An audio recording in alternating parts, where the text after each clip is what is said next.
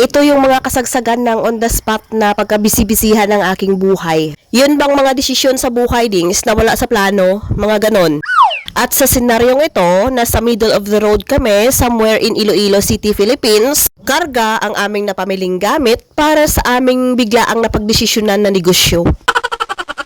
Hi Dings! Welcome back! Namiss ko kayong lahat. Kumusta na kayong lahat mga Dings? Kumusta na rin yung mga nadaanan ng malakas na bagyo at yung mga sunod-sunod na lindol? O diba Dings, nadaanan na tayo ng bagyo at ng mga lindol pero ngayon ko lang naalalang i-post itong video. Anyways, ganyan talaga ang buhay Dings, weather lang, kaya habang tayo ay nabubuhay, hindi natin hawak ang ating kinabukasan. What I mean is, kahit gaano pa tayo kasigurado na ganyan na talaga ang ating madadatnan, pero wala tayong kontrol sa panahon. Kaya habang tayo ay nabubuhay sa mundong ito, at anuman ang estado ng ating buhay, ay kailangan pa rin nating gumawa ng tama at hindi na may merwisyo sa kapwa. At sa takbo ng panahon ngayon ay kailangan lang talaga nating mamuhay ng patas. Kagaya nitong aros kalduhan sa harap ko, talagang tumiming talaga siya, no? Tamang-tama talaga siyang nakaka-inspired talaga siya sa aking pinaplano sa buhay.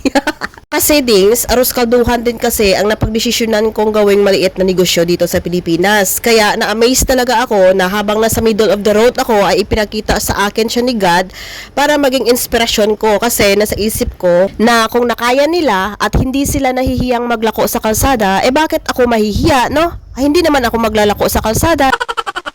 At alam nyo Dings, kung nandito kayo sa Pilipinas at tatamad-tamad talaga kayo, talagang magugutom kayo.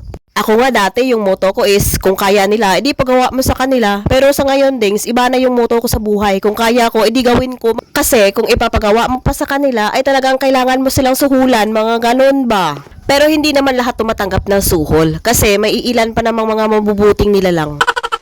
Anyways, since last August pa ang video na to, kaya magti 3 months na rin kaming nagbebenta ng arroz caldo sa ngayon. Mga November 20, yan, magti 3 months na kami na nagbebenta ng arroz caldo sa November 20 kasi nag-start kaming magbenta noong August 20. Pero hindi araw-araw ang aming tinda.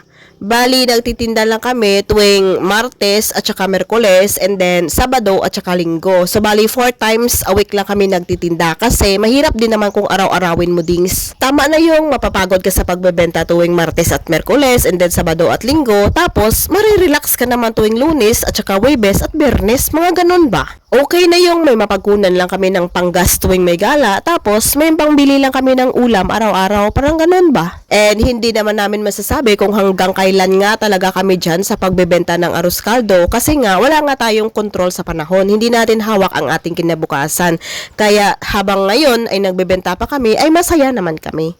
Yes, masaya naman kami ngayon sa pagbebenta kasi nga, lalo na ako dahil ako ang nagbebenta, gustong-gusto kong mag-entertain sa mga customer lalo na kapag feeling close ko. Parang ang saya lang ng buhay ba? Lalo na kapag ako'y bored sa buhay, sila yung napagbuntunan ko ng aking stress. Pero not all hindi naman lahat ng customer ginaganon-ganon ko. Yung feeling close ko lang. Kaya sa mga nagtatanong kung kumusta na ang buhay ko dito sa Pilipinas, eto, minsan masaya, minsan nai-stress din. Lalo na kapag may mga natural disaster na mga dumadating, no? Kapag may mga bagyo, malakas na hangin, mga malalakas na ulan, tapos minsan may mga lindol na hindi mo inakalang darating, mga ganon ba? So, mai-stress ka talaga kapag may mga natural disaster na mga darating. Pero kapag minsan naman ay okay naman, masaya naman ako, kaya wag kayong mag-alala sa akin, kayang-kaya ko ang buhay ko. Yun ba ang sabi nila na mind your own business? Maraming salamat sa mga walang sawang nanonood at sumusuporta sa aking mga videos palagi, lalong-lalo na sa mga alagad ni Anlahoy ng Team Marso at sa mga nagsusuporta din sa Circle of Hope Charity page. Thank you so much sa inyong lahat.